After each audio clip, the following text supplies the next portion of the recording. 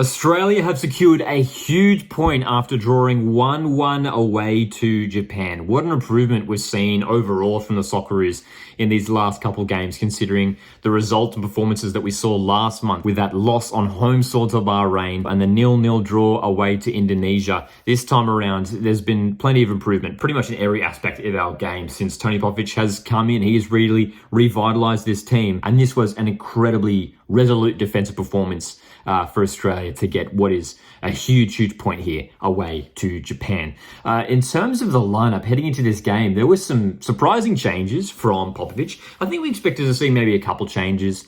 Gary and McGree coming in were sort of the expected ones. But there were 6 changes all up. Jordy Boss coming in at left wing back. Burgess in for roles in defence. Luke Bratton was given his first ever Socceroos cap. Congrats to Luke Bratton for picking up his first cap at the age of 34, the MacArthur FC central midfielder. Aiden Hrusic was also starting for the Socceroos tonight. And in terms of the setup for Australia, it's a fascinating sort of system that we're playing, and I would love to hear from you guys how you feel about the current formation for the Socceroos.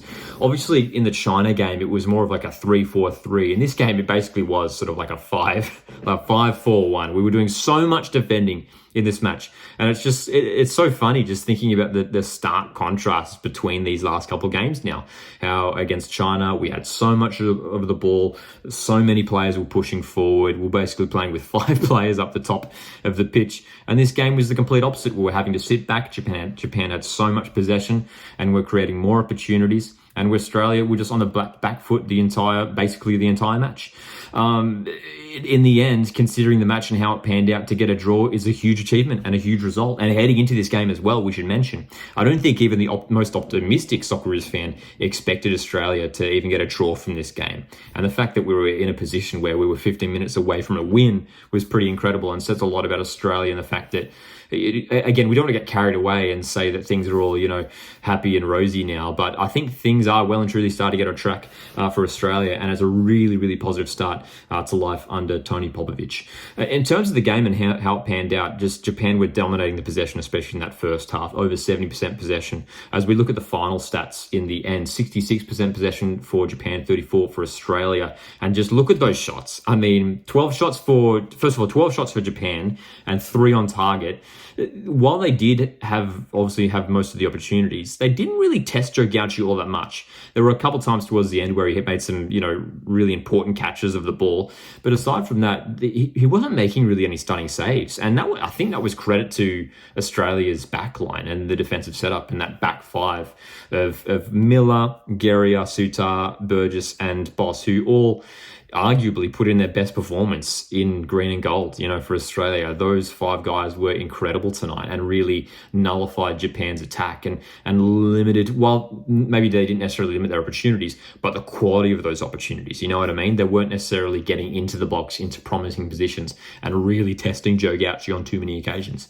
And just incredible. Just looking at the shot stats for Australia, one shot. That one shot did not get on target. And of course, the goal from Australia, that own goal. Taniguchi, unfortunately for him, putting it in his own net. And then not too long later, Cameron Burgess, unfortunately. I mean, it's a really tricky one to deal with, the ball coming across the face of goal. Look, a bit of controversy. I said it during the live watch along during the game, and Lewis Miller at the time, to me, looked like he'd been taken off the ball. I mean, whether, the Japanese player was just standing his ground, you could probably make an argument for that. But for me, in the moment, I thought Lewis Miller was fouled off the ball, and that, opened up the space for Japan to waltz into the box on that left-hand side and score that equaliser. And it's just frustrating as well, just thinking about how close Australia really were to this 3 points. But again, we have to be happy with this performance and this result. And it's going to be really interesting to see what happens for Australia going forward now, because we've put ourselves in a really interesting position. So at the time of this recording, there's still another couple games in the group still have to be played, but Australia do sit second in the group. Of course, that could change depending on the result in the Saudi Arabia-Bahrain game. But in terms of where we've come from last month and now, with where the squad looks and the performances that we're putting in, there is so much improvement, and I think we can feel really happy with Tony Popovic now that he's the right man to lead us forward, at least for this qualifying campaign. We'll see how it goes.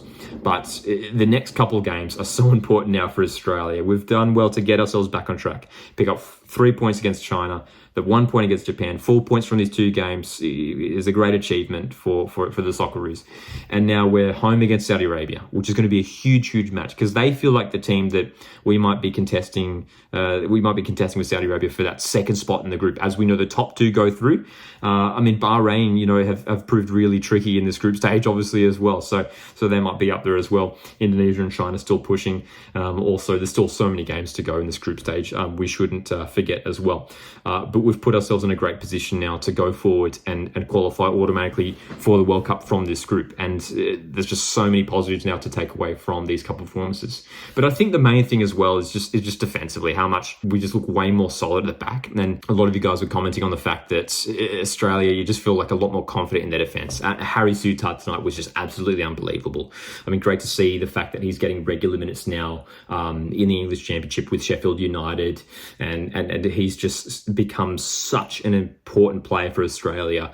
And I said it last week that Craig Goodwin is Australia's best player when he's in form, but Harry Souttar is just as important as well. The leadership and the strength and just the control that he brings at the back, it provides so much more confidence for the players around him. And we saw that tonight. The Gary and Burgess, fantastic either side of him. And again, I thought Boss and Miller were fantastic in those wing-back positions. And it feels like now Socceroos are almost, not yet, but almost have found sort of our full-strength lineup. I think there maybe are still a couple of positions that are maybe up for grabs, maybe those attacking positions, but maybe defensively it's really starting to lock down as well. Worth noting as well, 2 consecutive starts now for Joe Gauci. It looks like he's going to be Australia's starting goalkeeper ahead of Matty Ryan. I'm cool with that. I'm down with that. Joe Gauci, the younger option now. Matty Ryan just not playing at the moment at AS Roma. I mean, he's great that he's at a big club like Roma, but he's just simply not playing. I know Joe Gauci's only made 1 appearance so far for Aston Villa, but considerably younger and a great option there as well. And we've also got Paul Izzo who could step in and feature for Australia as well. He's getting some good time over in Denmark.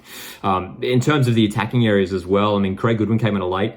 The only thing we could maybe say is the fact that we wanted to see Nestor Irankunda in this game, and I think this was the chance for him to come on. Even just with like 10 minutes to go. Bring on Irankunda. As we saw there, even when it was 1-1 towards the end, Japan was still pushing. They wanted to get that 3 points at home. And that would have been the opportunity for Irankunda to come on to, if Japan were a little bit exposed at the back, committing numbers forward, get Irankunda on, breaking away with his pace. He is so dangerous in those areas. And that was the expectation that he would be utilised as a super sub. Did not come on at all. I mean, even Craig Goodwin was chosen to come on late there at the end when it could have been Irankunda coming on right at the death there. Look, overall, feeling good after this result. The big crucial point here away to Japan, it really puts us on track. The appointment of Tony Popovic has paid off in the end. All eyes now turn to these couple games coming up next month for Saudi Arabia at home, Bahrain away. Hopefully we get maximum points from those 2 games. And if we do, we well and truly put ourselves on track to qualify automatically for the World Cup. How are you feeling about this match? What were your thoughts on this contest? An incredible defensive display from Australia. A huge point away to Japan. 1-1 in the end. Thank you so much for tuning in. Make sure to stay subscribed for more Socceroos content here on the channel. Hit the like button on the way out. My name's Lockie. This is Coast Watch Football, and I'll see you in the next one.